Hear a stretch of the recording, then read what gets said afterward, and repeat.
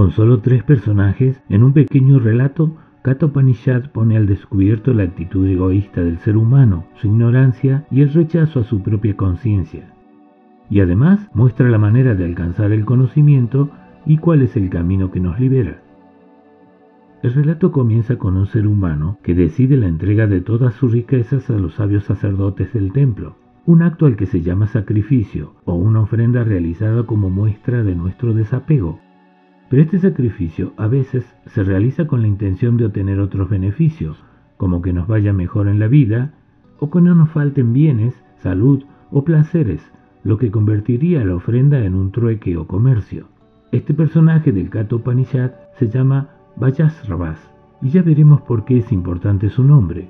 Este próspero señor entrega a los monjes como donación varias vacas flacas que ya no dan leche. Entonces escucha una voz que lo cuestiona y que le señala que su desapego en realidad es falso, porque solo está donando cosas inservibles con la intención de obtener otros beneficios.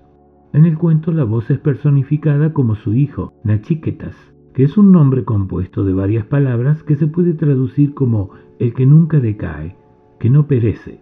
Así que a modo de ejemplo y para entender mejor el cuento, vamos a tomar a este personaje como la conciencia. El padre, que para tomar decisiones siempre lo hace en base a los deseos de su mente, desoye las palabras críticas de su hijo. Vajasravas le ordena varias veces a esa voz que se calle. Pero el hijo le dice que debiera entregar todas sus posesiones valiosas, no lo inservible, e incluso se ofrece, ya que nunca lo escucha, como una de esas posesiones para ser entregado. Y así lo cuenta el Katha Upanishad. Le dijo: Padre, ¿a quién, a cuál de los sabios me entregarás? Así dirigido, no fue escuchado por su padre. Repitió la pregunta una segunda y una tercera vez. ¿A quién me entregarás? ¿A quién me darás? El padre, preso de la ira, respondió: a la muerte te entrego.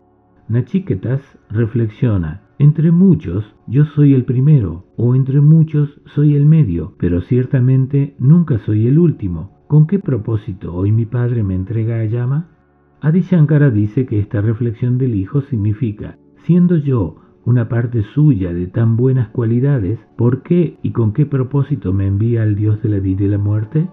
Es evidente que mi padre ha hablado bajo la influencia de la ira, sin ningún fin a la vista. Aún así, las palabras de mi padre deben ser seguidas.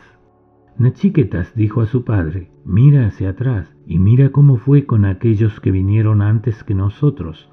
Y mira cómo aquellos ahora están en nosotros. Un mortal madura como el maíz, y como el maíz vuelve a brotar.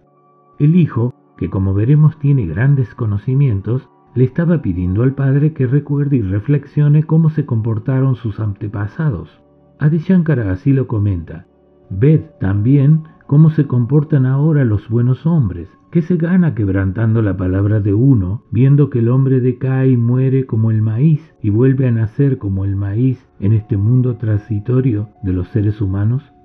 El niño, después de aconsejar a su padre, se acerca al palacio del Supremo Espíritu que regula el paso entre la vida y la muerte, cuyo nombre es Yama, un nombre que también significa autocontrol, tolerancia o el correcto conductor.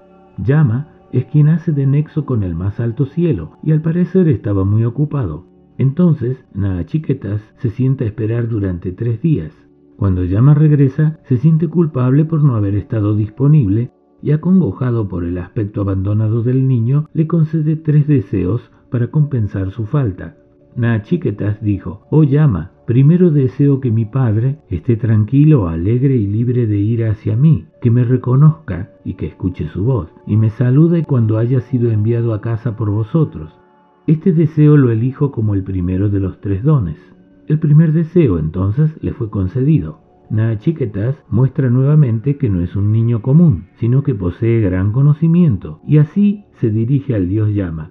Yo sé que en el mundo celestial no hay temor alguno. Tú, oh Yama, no gobiernas allí donde nadie le teme a la vejez. Todos los que allí están se regocijan en el cielo, dejando atrás tanto el hambre como la sed, y están fuera del alcance del dolor. Oh Yama, tú conoces el camino que conduce al cielo. Explícamelo, porque estoy lleno de fe y sé que los habitantes del cielo alcanzan la inmortalidad, y esto pido como mi segunda bendición. La intención del hijo es poder explicar a su padre la manera correcta de hacer un sacrificio a Dios. Esto es concedido también, y llama el espíritu conductor, entonces le enseña a Nachiketa cómo quemar en el fuego sagrado todos los defectos que le impiden a su padre alcanzar el conocimiento que abre las puertas de la inmortalidad. Y luego, para su tercer deseo, el niño pide conocer lo que sucede con nosotros después de la muerte del cuerpo. Yama responde que ese es un conocimiento tan secreto y tan protegido que es algo que no saben ni siquiera los seres celestiales. Nachiketas se mantuvo firme en su deseo de conocer esta verdad y por eso no se dio por vencido. Razonó que, dado que ni siquiera los seres superiores conocían este tema, el Dios de la vida y la muerte era un ser perfecto para explicarlo.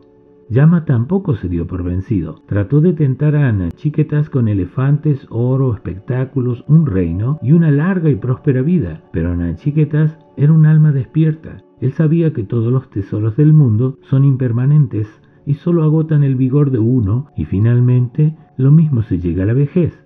¿Quién, habiendo vislumbrado el plano inmortal, desearía vivir mucho tiempo en este mundo viendo cuánto decae el cuerpo?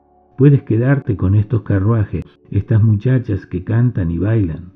Nachiketa se aferró así a su decisión de saber sobre el destino del alma después de la muerte. Yama no tuvo más remedio que cumplir su promesa. El dios de la vida y la muerte se sintió complacido y concluyó que Nachiketas era apto para recibir la sabiduría suprema. Por lo tanto, comenzó su discurso. Bien, mi querido niño, hay dos tipos distintos de experiencias e impulsos llamados sreyas y preyas, los cuales afectan por igual a todo individuo. Lo beneficioso libera y lo disfrutado apega. Unos conducen hacia la salvación, los otros hacia la esclavitud. Si tú sigues el camino de preyas, te alejarás completamente de la realización de la más alta meta del hombre. Por el contrario, el camino de sreyas solo puede ser discernido por el intelecto puro, viveka. Vidya, el conocimiento verdadero, te revela el camino de estrellas, mientras que avidya, el conocimiento falso, te hace caer en el de preyas. Naturalmente, aquellos que buscan el sendero de estrellas son muy pocos. La enseñanza continúa con otros puntos importantes. El alma reside en medio del cuerpo y es siempre la misma. El que llega a conocer a este sí mismo nunca más temerá. Y aunque el espíritu está dentro y fuera de todos los seres vivos, ninguna miseria del mundo puede contaminarlo. La paz eterna pertenece solo a aquellos que entienden que este yo verdadero está sentado adentro. Este ser interior no puede ser visto por los ojos físicos, solo puede ser percibido por el corazón, por el intelecto y por la mente. Así Yama continúa develando todo el misterio del Atman. Incluso aquel que escucha alguna conferencia de Vedanta al costado del camino puede tener el conocimiento de Atman por un momento, pero cuando oye que él mismo es Atman, no puede volver a pensar en ello, ya que su mente está profundamente arraigada en su cuerpo y en su idea de ser el cuerpo. La idea de Atman o el autoconocimiento no tiene cabida en su mente. Atman puede ser pensado, realizado y recordado solo por una mente tranquila y concentrada. Si aquellos que escuchan los discursos sobre el Katha-upanishad son inteligentes, pueden tener una idea del sí mismo, pero uno no puede ser un alma realizada por haber escuchado hablar del sí mismo, porque ese conocimiento no es completo, es solo un conocimiento escuchado. Solo cuando la mente del oyente es fiel, pura, concentrada y tranquila, solo entonces puede darse cuenta y establecerse en el conocimiento puro mediante el recuerdo continuo del Atman. Cuando los 5 sentidos y la mente son conducidos en el camino correcto, el intelecto también se estabiliza. Entonces, esa etapa es la más elevada y los grandes yogis del pasado lo llaman yoga. Entonces veamos cuál es la naturaleza del yoga que se describe aquí como el camino ineludible para obtener el conocimiento supremo. Yama afirma que cuando el intelecto y lo correcto se unen, surgen ciertos objetivos y medios de vida correctos que dirigen a los sentidos. La mente está por encima de Artha en esta jerarquía y una mente tendenciosa podría llegar a desviar los objetivos puros. Por encima de la mente está Buddhi, el intelecto, la capacidad de discernir y corregir estas desviaciones. Por encima de Buddhi está Atman, el ser verdadero. Más allá de Atman está Avyaktam, la parte oculta de la realidad no manifestada. Y más allá del Avyaktam está Purusha, el ser cósmico indestructible. Y más allá del Purusha no hay nada, porque es la meta, lo más elevado.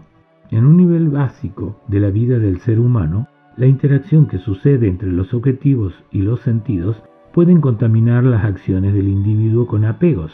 Y el padre, recordemos que se llama Vajasravas, famoso por su apego a la riqueza o a sus corceles, mientras que en el nivel más alto, Nachiketa, el que nunca decae, es donde el hombre se vuelve consciente y realiza holísticamente toda la jerarquía.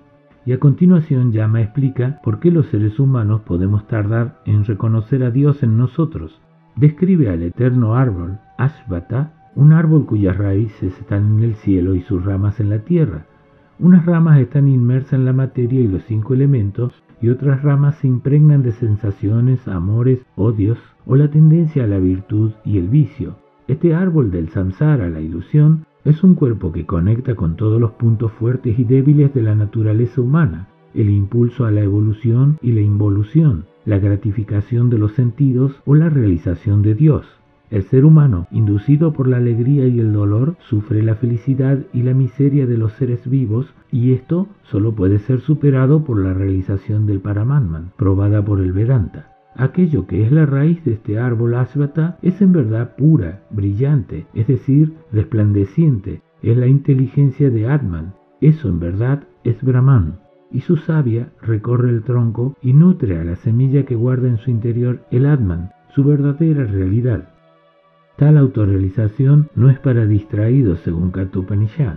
Al igual que un bebé recién concebido no puede ser percibido dentro del útero de una madre, Atman está oculto dentro de cada criatura.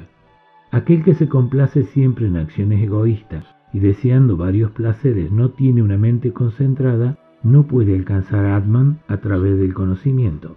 Este Upanishad enseña los temas fundamentales en diferentes formas: Pranava Swarupa, Sreyas o Brahmavidya, el principio del pranava, el poder que da vida, el mérito espiritual y la ciencia de la conciencia de la realidad. Cierto es que basta un mantra para salvar a aquellos que han agudizado su inteligencia y están llenos del anhelo de liberarse. Para el hombre obtuso o impulsado por los sentidos e inmerso en la persecución de los placeres materiales, todos los consejos resultarán un desperdicio, aun cuando se le den en abundancia. Levántate, despierta, ponle fin al sueño de la ignorancia, acércate a los grandes sabios y aprende el conocimiento de Atman. Así como el filo de la navaja es difícil de transitar, el camino hacia uno mismo requiere una inteligencia afinada.